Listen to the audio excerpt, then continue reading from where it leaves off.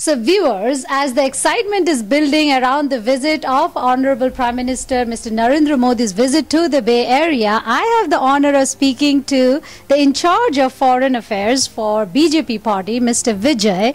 It's a pleasure and an honor to talk to you today. Thank you very much. Thanks. It's a pleasure to talk to you too. Welcome to Bay Area. The weather is gorgeous. And tell me what's cooking, what's happening, how you're planning this historic visit after almost 65 years that we are seeing a Prime Minister on the soil of US. As you all know that this visit is going to happen after a long period of time.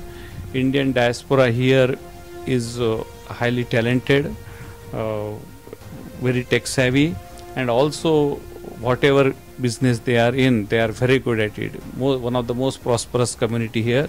So definitely the Prime Minister is looking forward to engage himself with the diaspora and give his message and the story of India's growth and development and what he expects from the diaspora.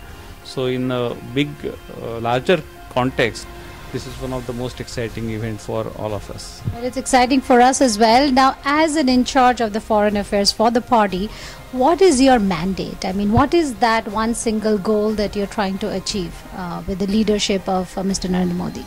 I think since Mr. Modi became Prime Minister, one of the most important thing which no one else has done, maybe even no other world leader has done to this extent, is to engage diaspora and make them an integral part of his growth story.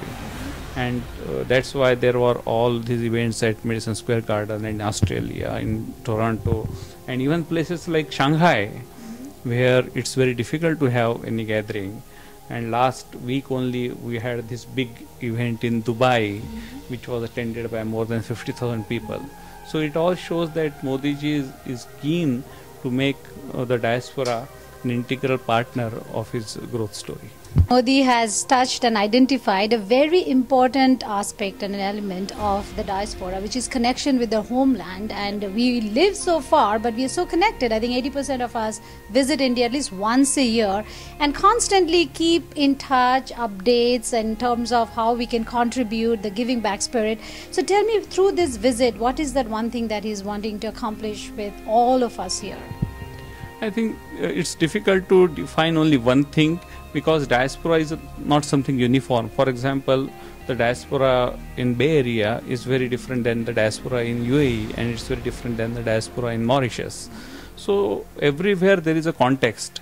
For example, here he would be definitely looking for leveraging the large techies and the digital capital of the world, how it can be used or it can be leveraged, this potential, for the Digital India campaign of him, by which he wants to connect even the remotest place and the last man in the pyramid by the digital connect. So I'm sure he would be talking a lot about it in this context. Now walk me through what is expected during his visit in particular, from the time that he lands and the time he takes off. Well, as you know, the detailed program is still evolving and it will be announced at appropriate time. But it will be full of engagements with the communities. There will be a lot of engagements with the high-tech companies here. There might be some visits also. And the last and the best part of the program will be the diaspora community reception, which will be, as you know, will be in the SAP Arena. We expect that 18,000 capacity will be full and around 10-20,000 people will be watching from outside. We are making some arrangements for people to watch it from outside also. And this will be the most exciting part of the event. Good part about this visit is that it is on the weekend and there is no diplomatic agenda. So he is coming for his own agenda. It is a business and a community. So his 1.5 days or 2 days, whatever time he is getting, will be utilized fully for this purpose. We keep seeing the excitement part of the visit, but obviously there are a lot of challenges and a lot of production issues that you may be facing. Can you tell us a little bit more about what are some of the worries or the problems or the challenges that you anticipate during this visit? See, this is a community-driven event. It is not an event by the Indian government or by the BJP as political party or overseas friends of BJP.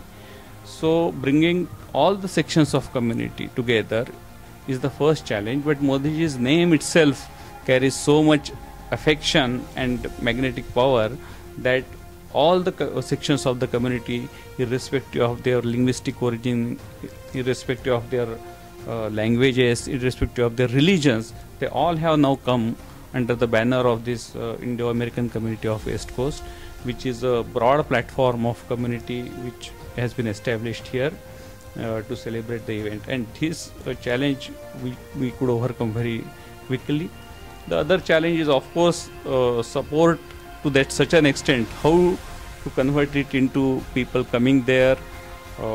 There will be a lot of people who won't be able to get the ticket. They will be disappointed. How to manage those disappointments will be another challenge. Then there will be logistic issues of how to bring those people on time, verify each one, because the security will be very tight. How to verify each one's identity will be another challenge. Of course, there will be a funds requirement for this event. The event itself is going to be free for everyone, but we are seeking some sponsorship so that the expenses of the arena, etc., are covered. And how to raise this fund also are some of the challenges. I am not telling that they cannot be overcome, but these are the issues which we are addressing one by one. Now, very well said, but back home, walk me through a little bit about a couple of things that you are planning, back home in India that will connect with the US during this visit. Back home, we are not planning specifically for something for this visit, but I do engage with a lot of Indo-Americans. Whenever they come to India, they have a lot of ideas for what they can do for India, for what they can do in their village of their origin. Even here I have met almost 100 plus people one-to-one, and they are all excited to give back something to their motherland and country of origin. And it's very excited time for all of us, and this partnership, if we can sail through and if we can leverage, it will benefit both the countries, and it will be a win-win situation both for diaspora and as well as for India. Well, from Women Now, time is now, time is hot, time is great for Mr. Modi's visit, and we are all very excited and waiting for that. And as you know that women are one of the biggest supporters of Mr. Modi. They have worked very hard for Modi's victory in the last election, and wherever they go, his interactions with all the women find it's very, very encouraging for everyone, and it is empowering women. When he was chief minister, he has transformed the entire culture of how government used to work towards women in various schemes, and they have given remarkable results, and I'm sure he will be doing so many special initiatives for women during his tenure. So I appeal all your audience to wholeheartedly support this event and actively participate.